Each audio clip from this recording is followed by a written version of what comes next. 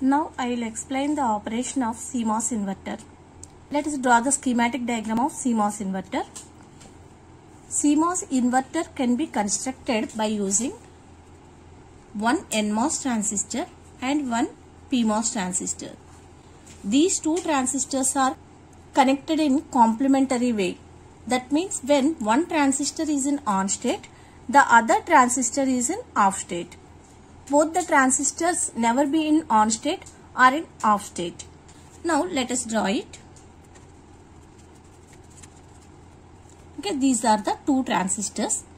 This transistor is the PMOS transistor and this is NMOS transistor. And this is the source of PMOS transistor, gate, drain. And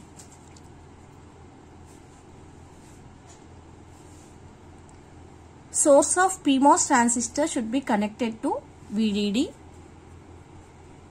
Source of NMOS transistor is connected to ground. And the two drains are connected. Two gates are connected together. So, two gates are connected together and apply input. And at the drains, we'll get the output. This is the schematic diagram of CMOS inverter. Now, we'll see the operation of PMOS and NMOS transistors. PMOS transistor. For PMOS transistor, when its VGS is 0, PMOS is in off state. And its VGS is negative, PMOS is in on state. Coming to NMOS transistor, when its VGS is 0, which is in off state, and when its VGS is positive, which is in on state. So, you should remember these 2 points. Now, we will apply input Vin equal to 0. 0 is nothing but 0 volts. 0 volts here. Then we need to find out VGS for NMOS and PMOS transistors. Let us find out VGS. VGS is nothing but VG minus Vs. The difference between the voltages at gate and source terminals. Now, let us verify for PMOS transistor. Gate is at 0 volts, source is at VDD. So, VGS is equal to 0 minus VDD, which is equal to minus VDD. Similarly, for NMOS transistor, VGS is equal to, see, for NMOS transistor 0 and source is at 0, ground. 0 minus 0, which is equal to 0. Then from this, the VGS for PMOS transistor is negative. Then VGS for PMOS transistor is negative. So, PMOS transistor is in on state.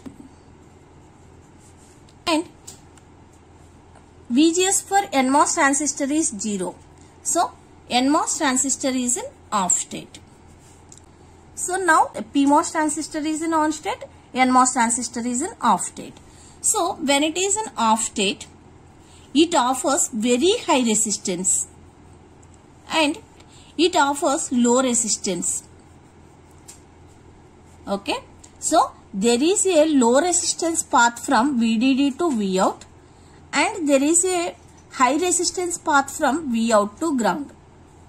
Due to the given supply, current flows through this low resistance to the output. But here, due to this high resistance, current is never passed through this NMOS transistor. Here, PMOS is simply acts like short circuit. So, VDD is connected to Vout. So, here the output is Vout is equal to VDD. Second condition, when Vin equal to VDD. Now Vin equal to VDD. Then what about VGS for PMOS transistor? So this PMOS transistor's gate is at VDD, source is also at VDD. So the difference VDD minus VDD, which is equal to 0. 0 volts are logic 0. Coming to NMOS transistor, VDD minus 0. VGS is equal to VDD minus 0, which is equal to VDD. That means this is the positive value. VGS for PMOS transistor is 0. So PMOS is in off state. Off. So it offers high resistance. High resistance. And VGS is positive for NMOS transistor. So NMOS transistor is in on state. So it offers low resistance. So if you observe the logic circuit, there is a high resistance path from VDD to Vout, and there is a low resistance path from Vout to ground. So here there is no path for the current to flow from VDD to Vout. So it simply acts like open circuit. And coming to NMOS transistor, Vout is connected to ground through low resistance path. So its output will be 0. So the output is 0. Let us summarize this operation.